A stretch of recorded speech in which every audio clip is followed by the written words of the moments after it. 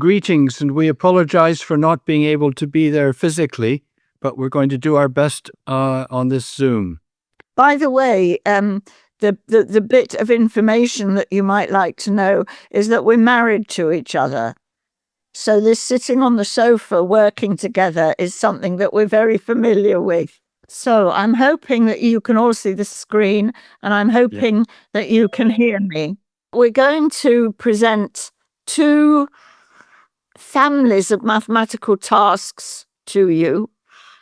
It's really important in our talks that we don't talk too much, and that you have an opportunity to do some mathematics yourselves, because everything that we know about the teaching and learning of mathematics comes informed by our own experiences of doing mathematics.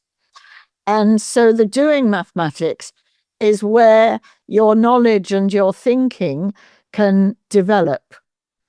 So I'm starting off with this diagram, which I hope that you have a piece of paper with you, that you have a grid that you can work on. Is that right? Can somebody indicate to me whether you've got copies of this to work on? Yes. Yes, lovely. So I'm just going to put up a sequence.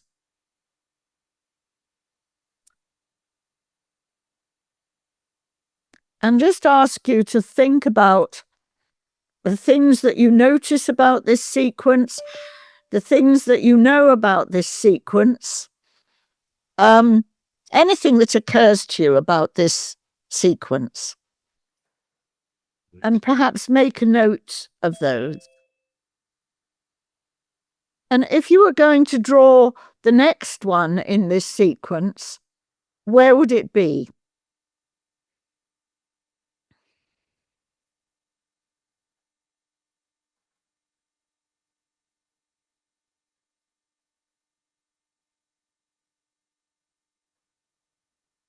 And how might you describe this sequence to somebody else? 1 square, 2 square, 3 square, and the next will be 4 square. And where would it be?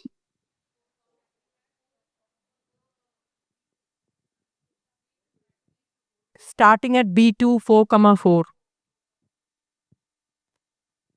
You mean the vertex at bottom left vertex at 4, 4. Why don't you all tell, if you're sitting with people, if you're in the hall, why don't you tell the person next to you how you would describe the sequence? It's very strange not being able to hear whether there is a buzz of conversation or not. But I'm assuming that people are thinking about this and have a way of describing the sequence. Yes, there is some conversation. Thank you. I'm going to now put some labeling on. So one can describe the squares of areas 1 square, 2 square, 3 square up to n square with the bottom leftmost. I think you're trying to lead things, and I'd rather people just spent some time looking at this. Okay. And thinking about how the labeling is working. Yeah. Do you want to hear a discussion between 2 people? And maybe look at maybe think about the coordinates. So what I see is, I'm hearing one person telling me what they see, and I'd rather people were left to develop their own ways of seeing and talk about their own ways of seeing, which might not be the same as the person who's holding the microphone. Yeah, so she's not going to share her final answer, but what they discussed. Is that okay? Yes. Yeah. So don't share your answer, just... So, The two of us are just looking at it, and we see that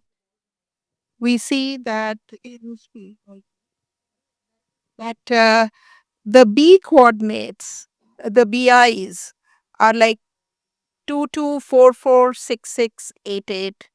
So the next would be 88. So similarly, other coordinates.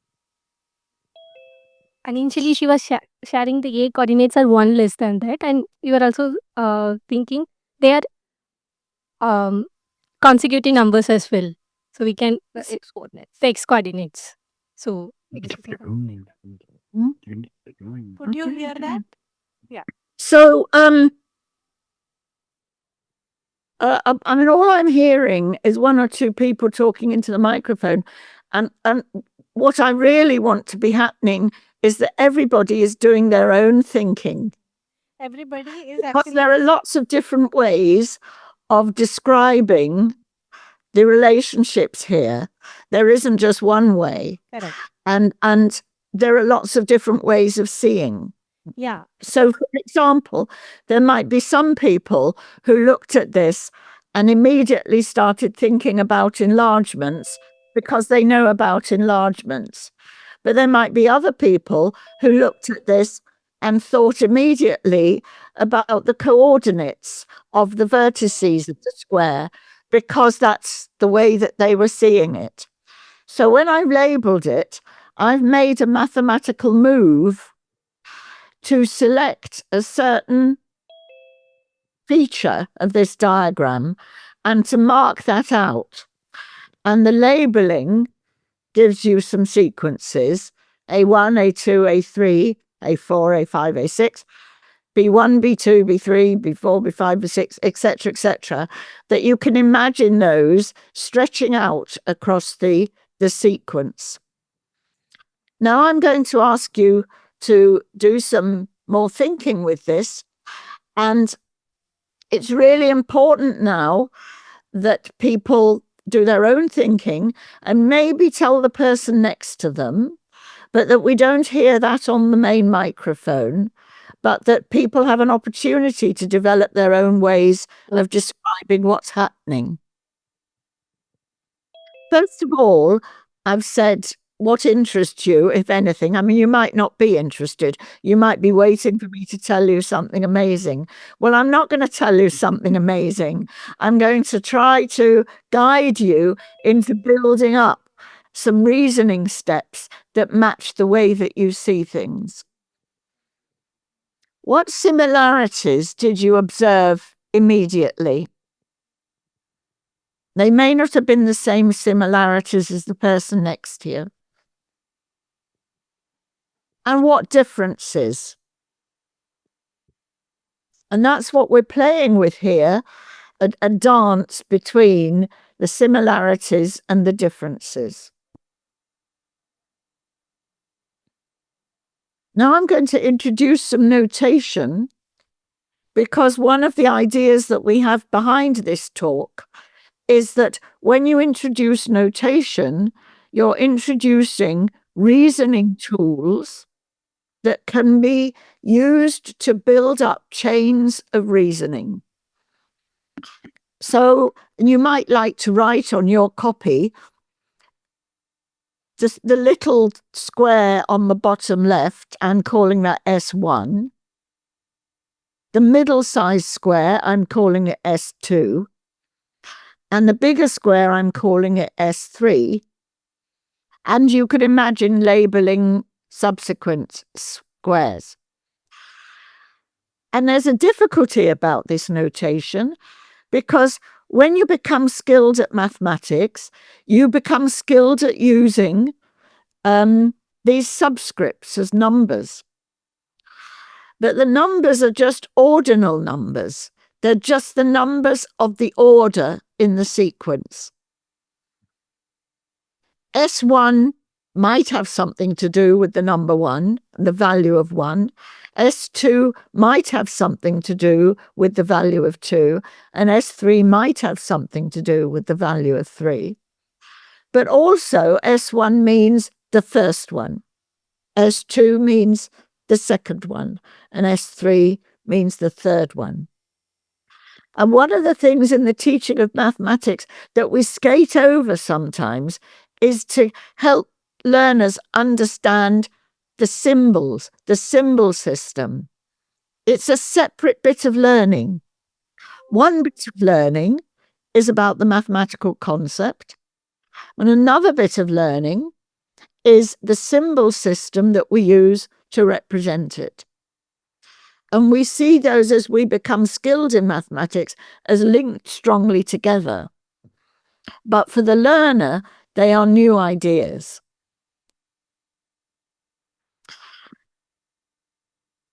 Now I'm going to ask you to imagine knowing one thing from that diagram and being able to construct another thing from the diagram. How would you describe the change from A1 to A2? How would you describe that? And I think I know of 2 or 3 different ways of describing it. So you need to choose yours. If I move from A1 to A2, how would you describe it?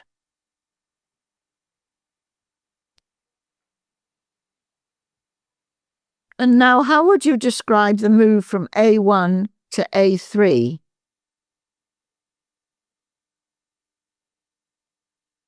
And you might think, how would you describe the move from A1 to AN, where N is any number? And you might change the way of describing. For instance, A1 to A2, you might say, I go along 1 and up 2.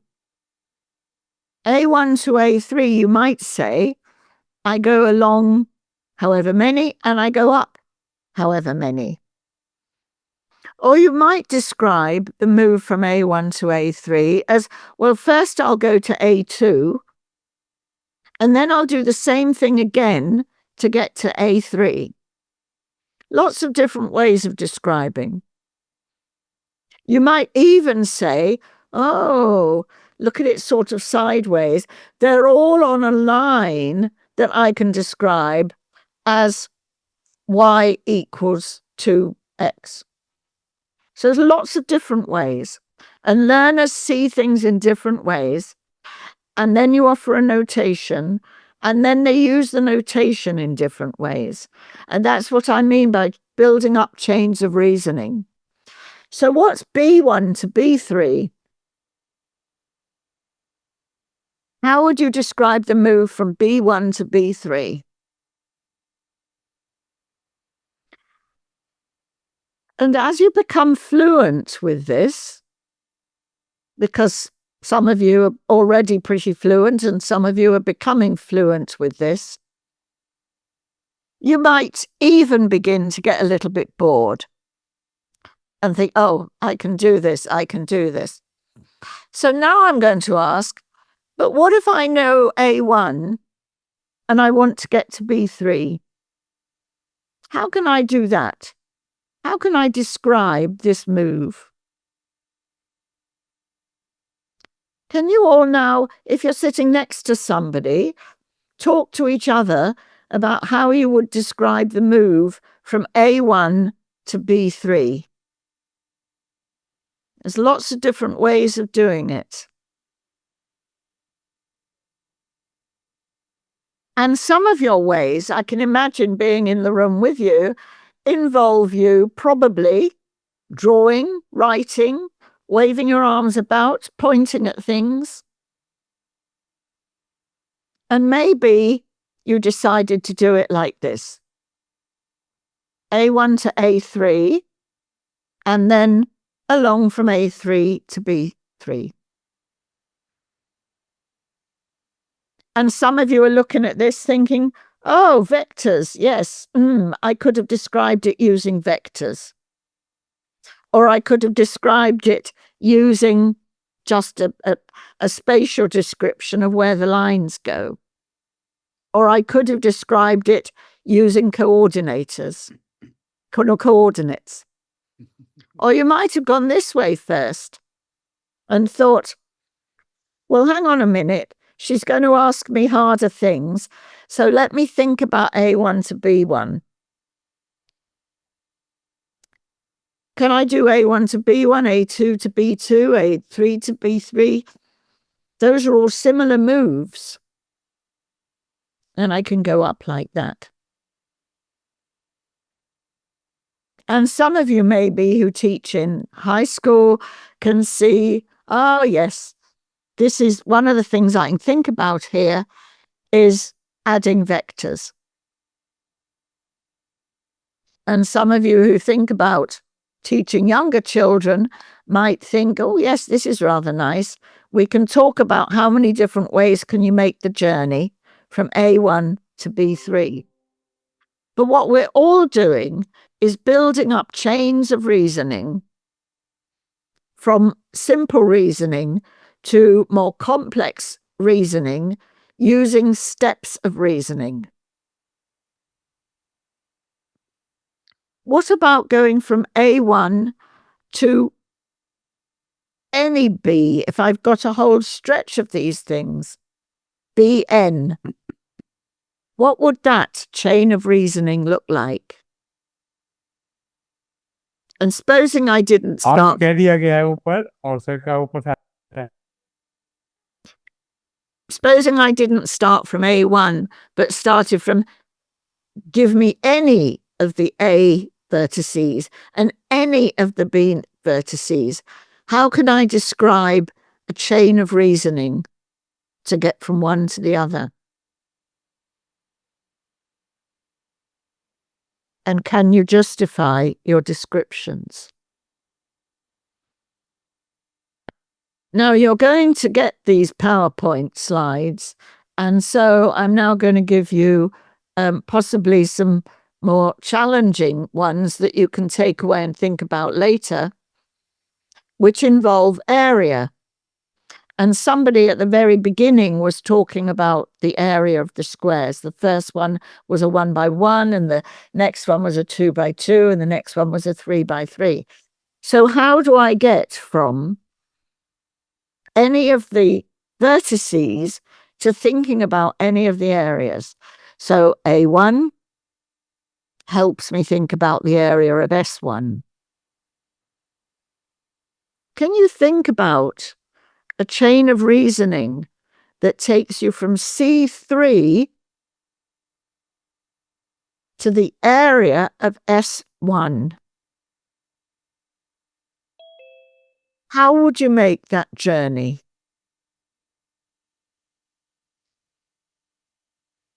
And in the speed of this presentation, you're maybe not going to be able to do that. And in a classroom, you're maybe not going to be able to do that. But in a classroom, you might take a whole lesson to make these kinds of jumps.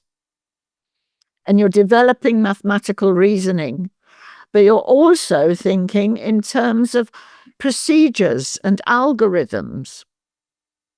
And maybe some moves that you perhaps want to code for some kind of computer representation of these moves. Can you get from any of the C vertices to any of the areas?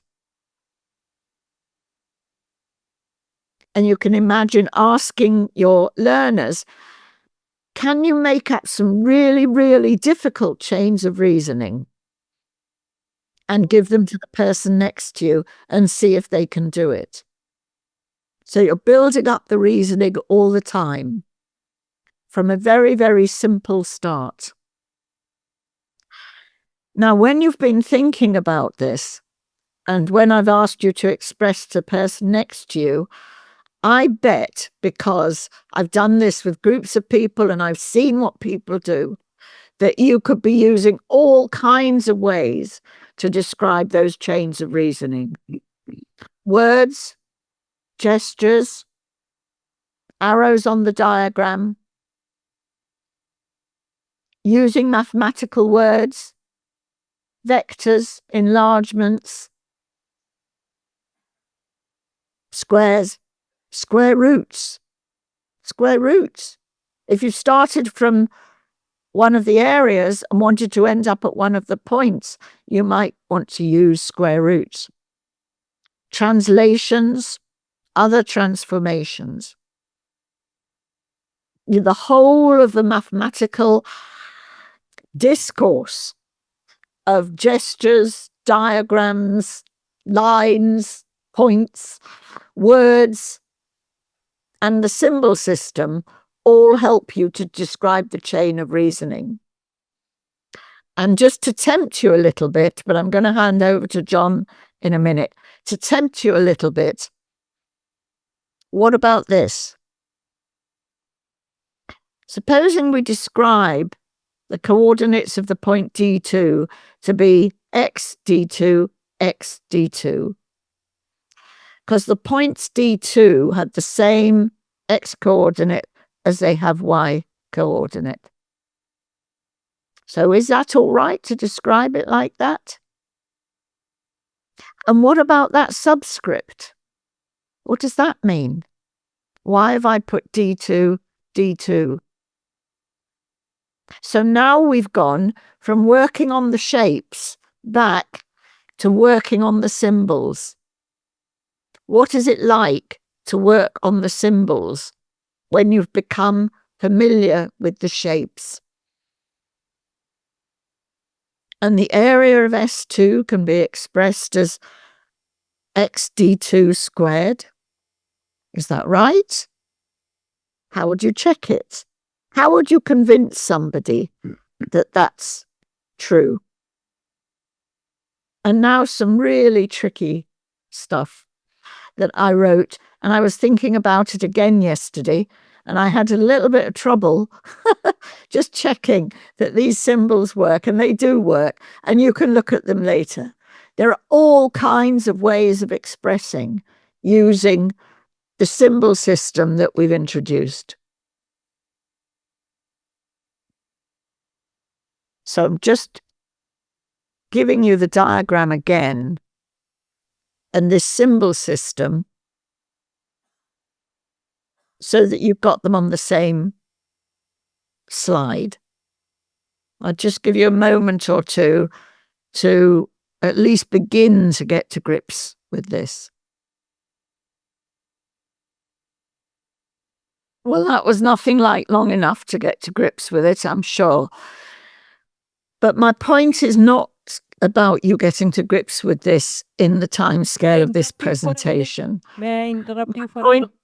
My point is to give you a quick experience of moving from something simple that you can look at and describe in various ways, sharing ways of describing it, posing extension questions that will get you to use your method of describing it, and then within that, building up chains of reasoning, steps of reasoning, using perhaps a new symbol system, and all the difficulties and joys and power that that idea gives you. And these are not ideas for you to take into the classroom necessarily, but for your own experience to think, oh my goodness, this is what maths is about. This is what doing and learning maths is about.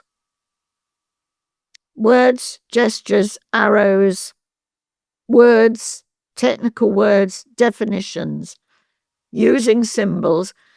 And in the process, you may have made little packets of knowledge. How do I make squares? How do I find the side? And in computing, those would be subroutines, procedures, algorithms, little subroutines that you can keep going back to and doing again and again, and the composition of transformations. Now I'm handing over to John.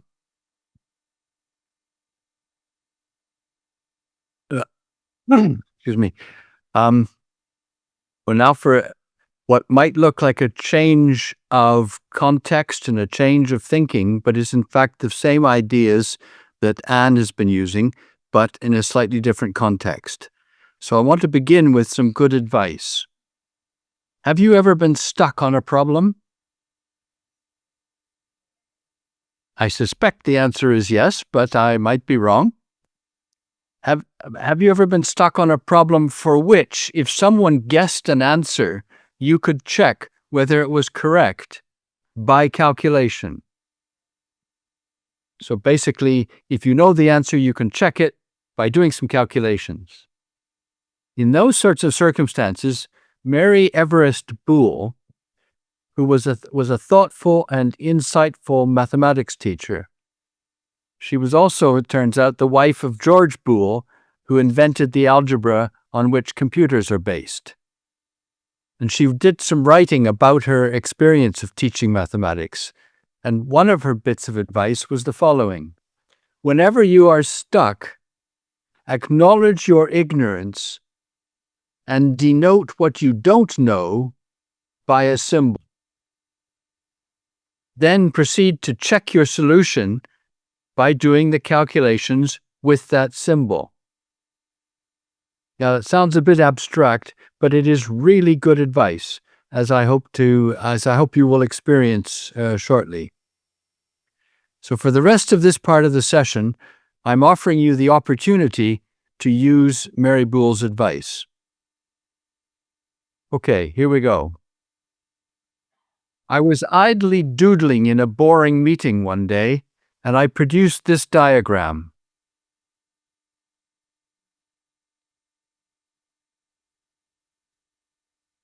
I'm giving you some time to gaze at it. Whenever I pause, it's an opportunity to take a few seconds to try and say something to a neighbor. And what I want to reiterate something that Anne said, but in a slightly different way. In our experience, if you don't engage with our task, but simply watch the slides go by, you'll get almost nothing from this session. It's really important that you engage with the task, because it's the experience which matters, not what we can say about it. So each quadrilateral is supposed to be a square. Later, I decided to make a proper diagram out of it on my computer. So I needed to know the relative sizes of each of the component squares.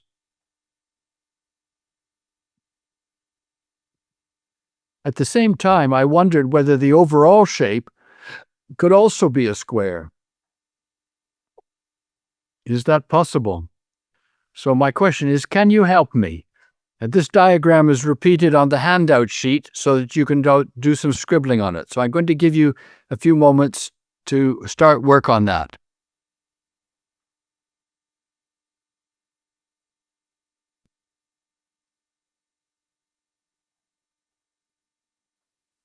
Would you also like to listen to the work of some of the participants to set up an interactivity? Would you like to hear some of us share what our thoughts are? Sure. Yes, definitely. Yeah.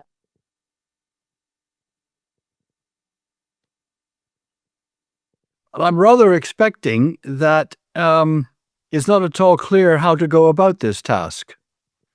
I'm expecting that some people might have some ideas of how to do it, but other people might be completely flummoxed. How on earth can I work out what the sizes of the squares are? So what I'd like to do is to show you Mary Boole's advice in operation, and then I'll give you a similar task in which you can use her advice. So this is the way I would approach it. Oops, we're into this problem. Oops, I went backwards. I don't know the sizes of anything. The audience is requesting for some more time to think about it. Okay. So I'm going to now show you how to make use of Mary Boole's advice. I acknowledge the fact that I'm ignorant. I don't know what the sizes of the squares could be. So I denote the edge length of the smallest square by S, a symbol. I don't know what it is, so I give it a symbol. And you can see on the diagram, I've inserted an S. That S is the edge length of that square.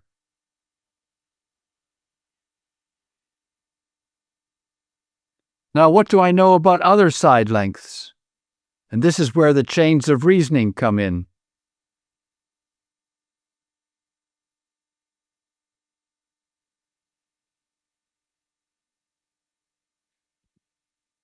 I think I know that square, its edge length. And that one. And that one. They all have to be the same because of the way the diagram looks. And now what do I know? I'm getting quite excited. When I first did this, I got really excited that just from starting with a one square, I could start to figure out all the other squares. For example, that one in the upper right has got to be 2s on edge length. And that one has to be 3s.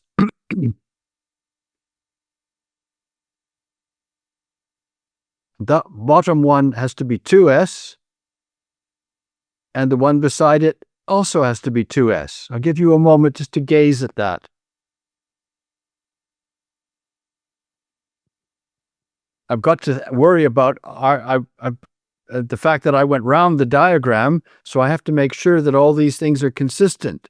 For example, the height of the overall rectangle has got to be 3s plus 2s. Now I go over to the right and make sure that it's the same calculation. And I discover that there's 2s plus s plus 2s. Which again is 5s, so there's a consistency there. What about going across? I have 3s on the upper left, and then a 2s, so that's 5s going across. On the bottom, it's 2s plus 2s plus s. That's also 5s. So that's perfectly consistent. And furthermore, it's 5s in both directions. So is the overall shape a square? It is. So it's worth pausing and constructing a personal narrative. In other words, say to yourself, what were the actions that led to success on this little task?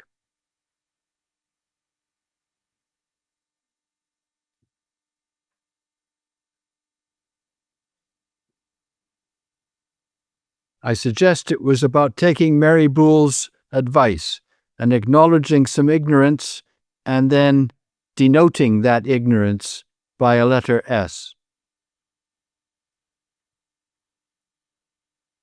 Anne was talking about areas of squares.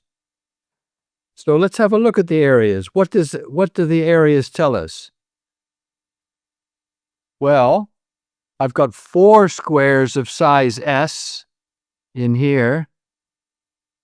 I've got 3 squares of size 2s. And I've got 1 square of size 3s. And the overall is 5s. So I must know that this statement is true. And that statement's going to be true no matter what S is. S can be anything I like. And you can, later on when you look at the slides, you can check that calculation. So I'm hoping that that's given you a little boost so that you can now have a good long work on this task. I've got a different diagram, but the same question.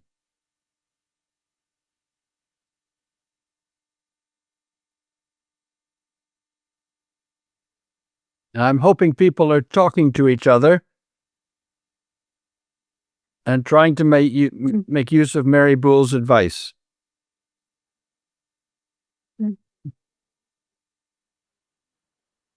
One of the aspects that we think we're offering you are some examples of what I call pedagogic actions. So here, I've offered the prompt, what worked last time? So if somebody is stuck and I'm going around talking to them, instead of saying, well, why don't you try this or why don't you try that?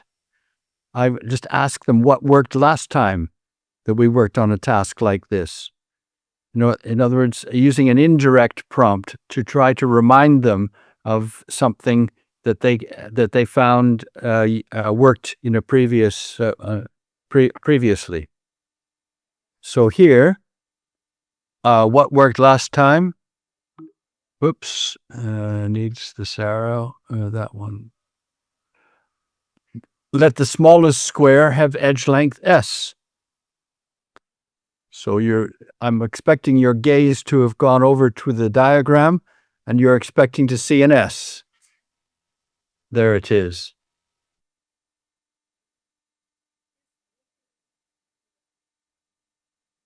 So I've acknowledged my ignorance. I don't know what the edge length of the smallest square is, but I'll denote it by S.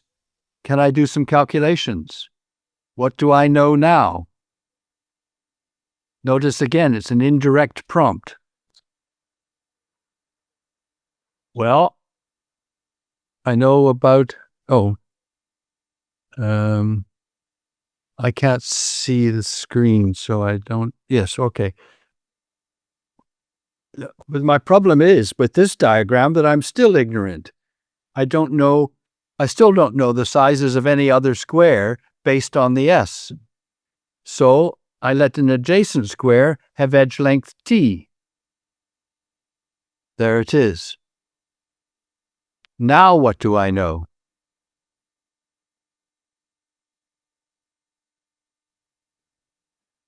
This is a moment where I get excited because I can see that I can do some deductions. I can use a chain of reasoning. That square has got to be a T as well.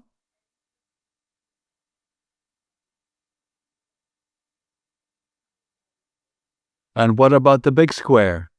It's got to be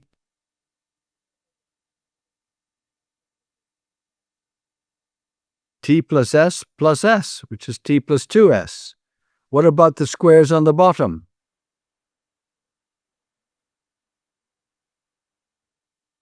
Well, it's 2T is too big, but if 2T take away S, will be the size of the square on the bottom. And now I know the size of the square beside it.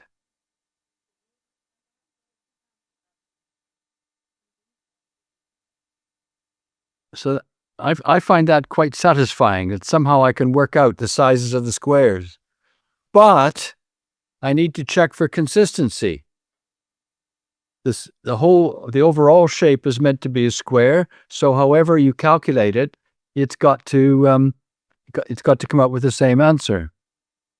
So, for example, the height of the overall rectangle is T plus 2S plus 2T minus S, which is 3T plus S. If you look on the right-hand side of the diagram, it also adds up to 3T plus S. So that's good. That's all consistent. But what about the width? Well, if you go and look at the top of it, the top of the overall shape, it's T plus 2S plus T plus S, which is 2T plus 3S. Now, let me just make a remark here. I'm claiming that this sort of thing can be done with remarkably young children. They can respond to the use of symbols if the symbols are expressing something that they want to think about, namely, in this case, the size of the little square and the next biggest square. They can deal with these manipulations. You don't have to wait until you've taught how to manipulate in order to then use this task. Quite the opposite. The task can be used to introduce how to work with symbols. Well, that's the width when you look at the top of the diagram. What happens if you look at the bottom of the diagram? We've got 2t minus s, 2t minus s, and a t.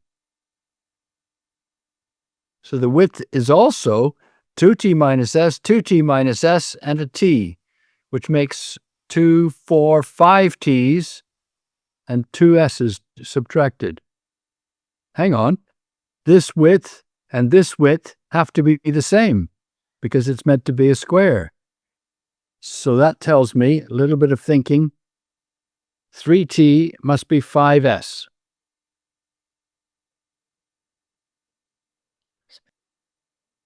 And it's just pointed out that the overall shape is at best a well, it might be, it is certainly a rectangle. It's got to be a rectangle, but the question is, ultimately, is whether it can be a square. So we'll find out shortly. So if 3t is 5s, I can put in some specific values. I can make s 3 and t 5, and now the width will be consistent. Whichever way you calculate it, you get the same answer. So let's put those values in. So there's the 3 in the little square. I'm assuming that you're looking at the diagram of the squares, and you can see a 3 and a 5 and a 5. And now we can calculate the upper right-hand square, I think. Can't remember which order that comes. I'm not seeing it in a diagram. Well, it is in the diagram, but Is it? it's behind here. You can't see it. Okay. Oh, yes. Oh, there's So there's the 2t minus s. So we can't see much of the diagram, but you can, I hope, can see all of it. So what about the upper right-hand one? It should be t plus s, which is 8. And the final upper left square, t plus 2s, 11. So now, check for consistency.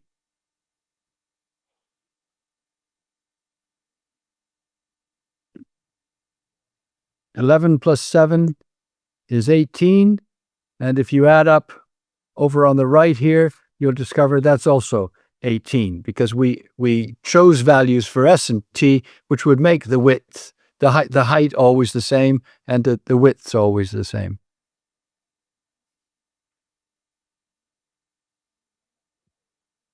Well, last time we looked at areas, so let's look at areas here. What does this tell us about some arithmetic? It tells us that 3 squared, that's the area of the smallest square. There are 2 squares of size 5, edge length 5, 2 squares of edge length 7, 1 of 8, and 1 of 11.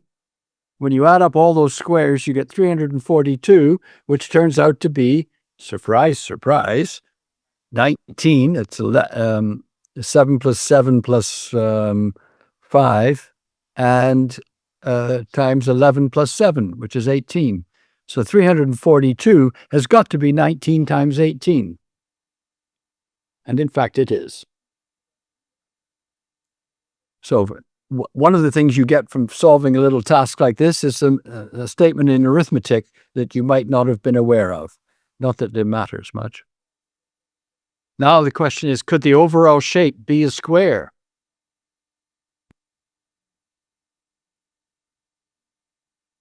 Well, it's not in the case of the numbers we've put in, because it's 18 by 19.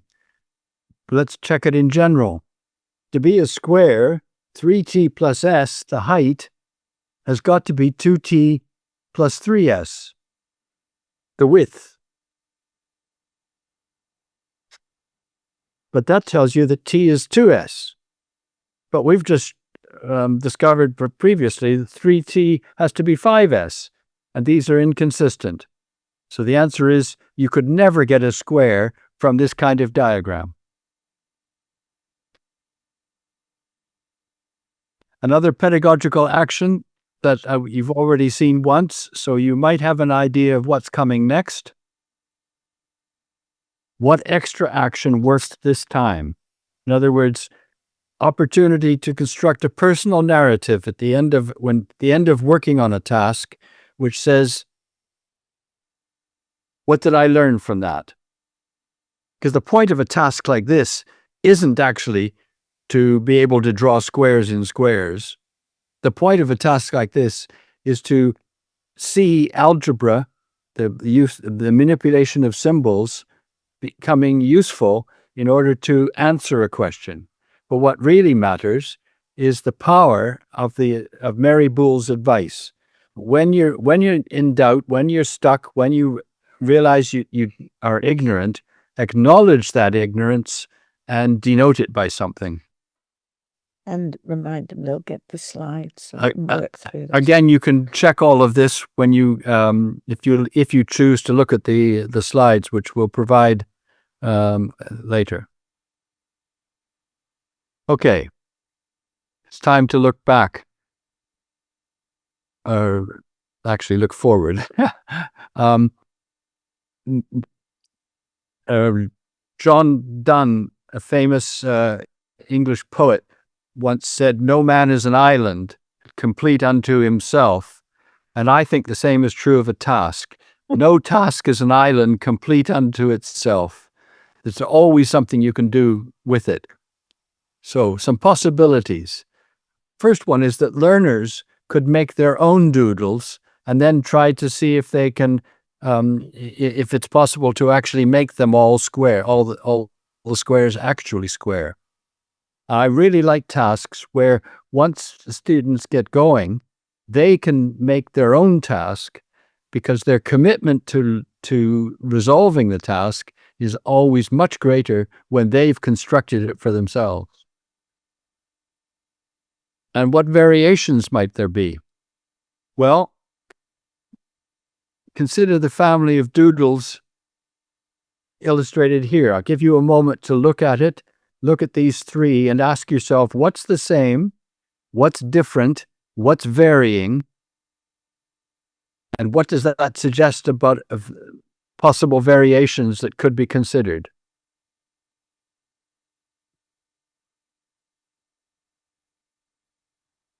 I suspect that some of you have got students who complete tasks very quickly and possibly even can become disruptive because they've completed a task and don't have something else to do.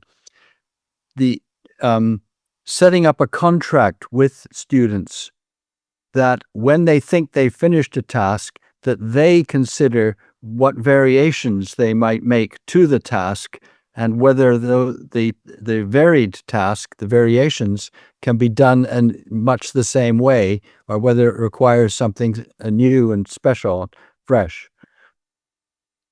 Because that provides the students with a sense of the whole space of tasks, which of which the particular task that you've given them is just a particular case. The student who appreciates the space of tasks that's available, all the variations, is in a much better position to do well on examinations and to recognize situations in which they can also use the newly acquired skills. So considering variations is something really important for students to do. And generalizations. Which members of the general family, all the possible variations that you've now thought about, which members of those could actually be squares overall? The first task I gave you, it was a square. The second task wasn't a square. So when is it possible and when isn't it? And when you think that's enough, how about making it much more complex? So there's a diagram, lots of little squares. Is it possible that that diagram actually works? And what would be the relative sizes of the squares? And is the overall able to be a square? So then these ideas of how to extend tasks, referring back to my task, would be very similar. That first of all, learners can make their own shape sequences on a coordinate grid, or not, if that's beyond them, if they're much younger than that, but making their own shape sequences on a coordinate grid. The variations could lead them to consider a family of shapes indicated by variations that they have made. In my case, the variation was made by a fairly straightforward enlargement. But when I looked at the vertices, the variation was more complicated to express. The generalization. Can you describe the general family and the journeys between the elements? And there's lots of different descriptions we can give, from just the arm waving verbal descriptions to those very complex symbolic descriptions. And the complexifying is, once you've got the symbol system, what can you do with the symbol system that you couldn't do without it? And in my case, there's quite a lot that you could do with, for instance, straight lines through the origin. Some of you have probably already thought about that. But it depends what the original shape sequence is, what you can do. So, and by way of sort of rehearsing and forming a narrative of what we think we've offered you. Words, gestures, arrows on the diagrams. You've seen these words before. Using lots of words, using mathematical symbols, and the difficulties and the rewards of becoming fluent with the symbol system. In my task, and also in John's task, they're the opportunities to create little subroutines and procedures and algorithms that help you with little steps of the reasoning and the composition of the transformations. Taking Mary Boole's advice, calculating with symbols, which leads to equations, expressing the same relationship, the same thing in multiple ways, which necessarily have to be equal or equivalent. That's what we were doing with the squares, dissecting squares. Making sure that all the ways of calculating the width of the rectangle, the overall rectangle, are equal, effectively sets up a relationship, and that relationship, demanding equality, then puts a constraint on what size the original little squares could be. And that leads to equations and other relationships.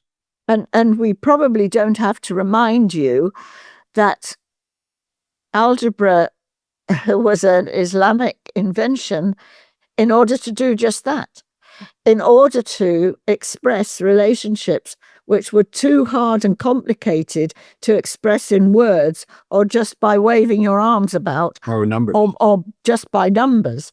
And it's the algebra that gives you the power to develop and communicate the chains of reasoning in mathematics. Thank you, Al-Kharizmi. So if you wanted to do some following up, there's our email. We always try to respond to emails that we receive. The third item down is the address for our website, and these PowerPoints will be up there in the next hour or so. But we also hope that the organisers of this conference will circulate them as well. Then there are three particular publications that have been quite popular in the Association of Teachers of Mathematics in UK. In fact, they have been ever since they were first printed, which is 10 years ago? Something, at least that.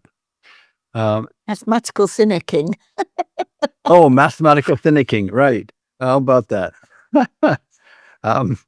And the PowerPoints that I'm going to put on pmtheta.com also contain some other tasks where making use of Mary Boole's advice proves to be useful. So could we finish by inviting you to spend just 10 seconds thinking back over this session? What has struck you about, not the tasks, what has struck you about our way of working, our attempted way of working, despite the Zooming? Being used to your ways of working, I think this time the Zoom came in between. Yes. Mm. Yes. Normally, Every time we do a session like this on Zoom, we resolve never to do it again.